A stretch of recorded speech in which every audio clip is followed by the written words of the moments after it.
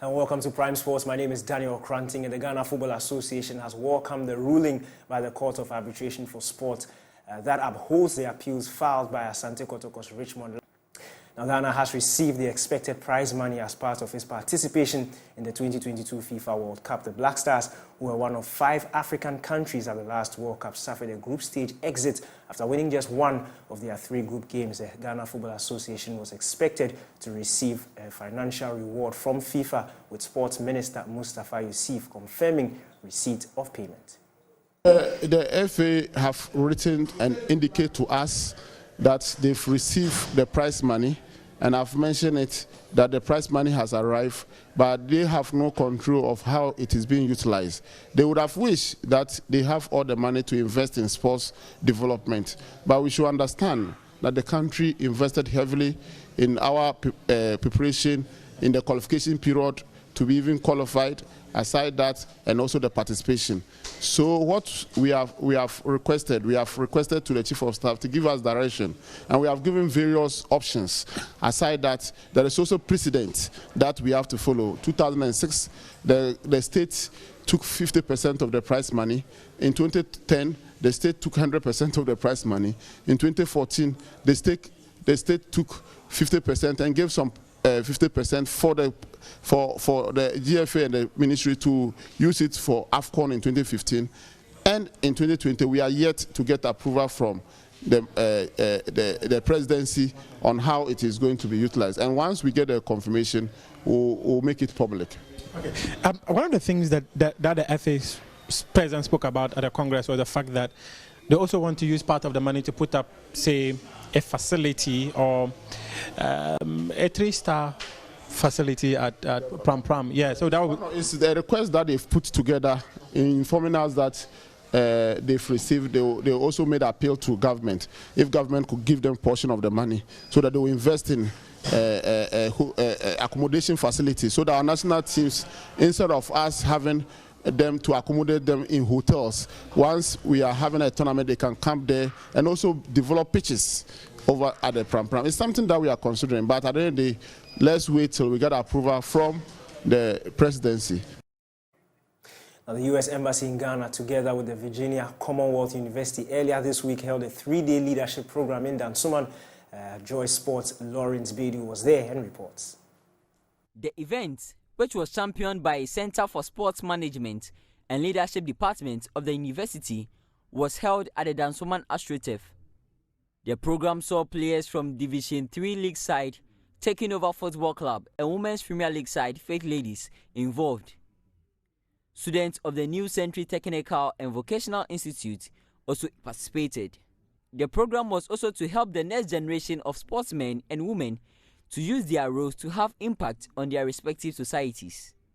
Speaking to Joy Sports, the Executive Director of the Center for Sports Management and Leadership, Carrie Lecron, explained the reason behind the project.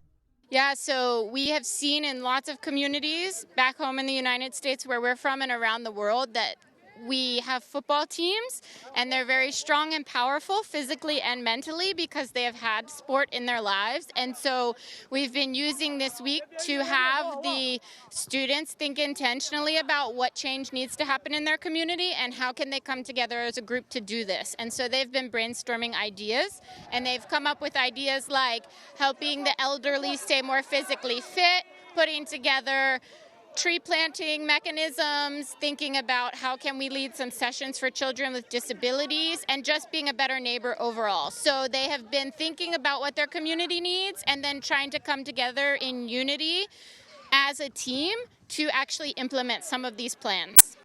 On his side, the coordinator of the program, Ian Osewusu, talked about the benefits the project will have on these athletes in the next years ahead. And we are realizing that sports and skills and life is important. We are trying to realize that we can communicate these things and embed them together. So the whole idea is to see what these students can gain from these sessions, the sports, the education of it, and how to impact lives and how to coordinate things together for their own lives. So this for us is a very great initiative, and we are sure that subsequently we are going to have more ideas to Some of the participants of the program also shared their thoughts with Joy Sports. Most of them have not do this game before, so like it's such a good project that they have done it. So we would like to maybe know more of the sections than this thing. Yeah, then also our players too. We don't know how to maybe some of the drills we don't know. So they have come here to teach us everything that we want to do.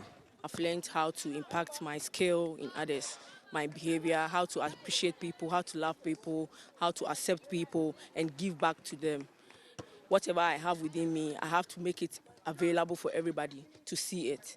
I have to know how to control myself, how to deal with others with different disability. Maybe I can see, someone cannot see. Doesn't mean the person is not a human being. But actually, I can also use my visibility to impact the person, help the person come up, let the person know how love is. So that's what I've learned over here in the game. Aside the on-field session, the players and students involved also had sessions in the class where they were briefed on various topics by the team from Virginia Commonwealth University. The team from the Virginia Commonwealth University are also expected to be in Lomé, where they will carry out the same program for young footballers and students in the targeted communities.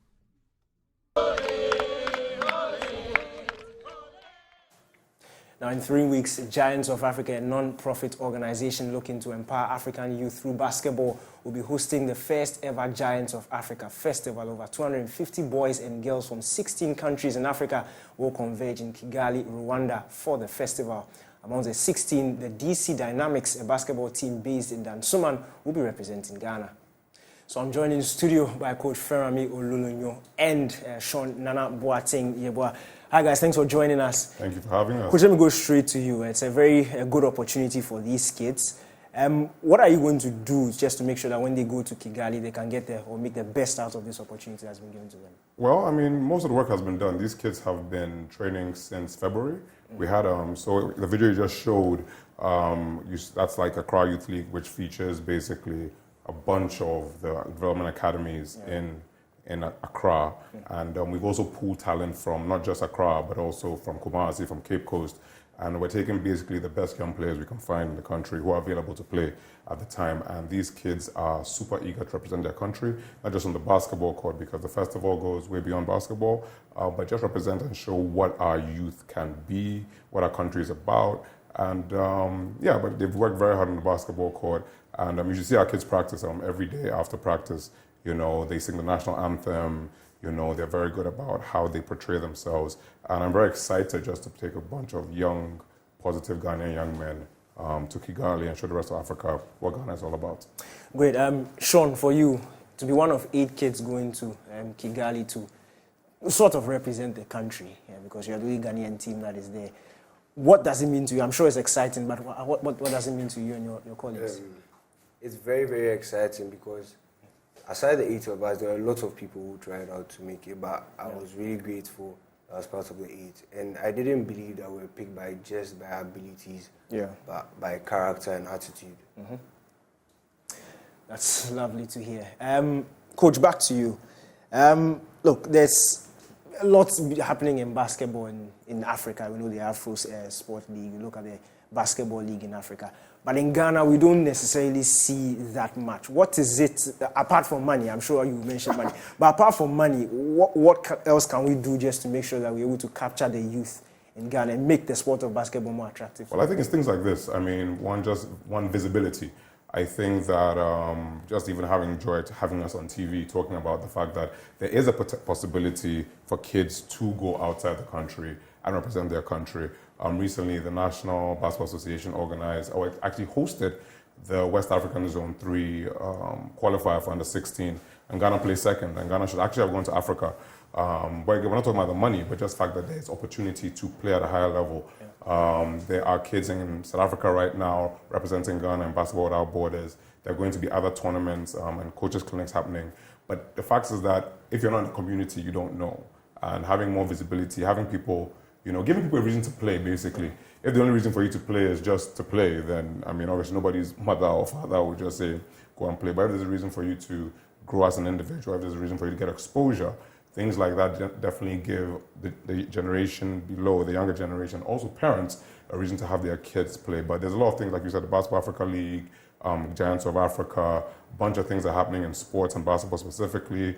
And of course, just the visibility the media gives us, like Joy giving us that visibility, that's just a great thing. And the more and more things like this happen and those stories are told, it gives more people a reason to pay attention to basketball and invest and just keep the game going.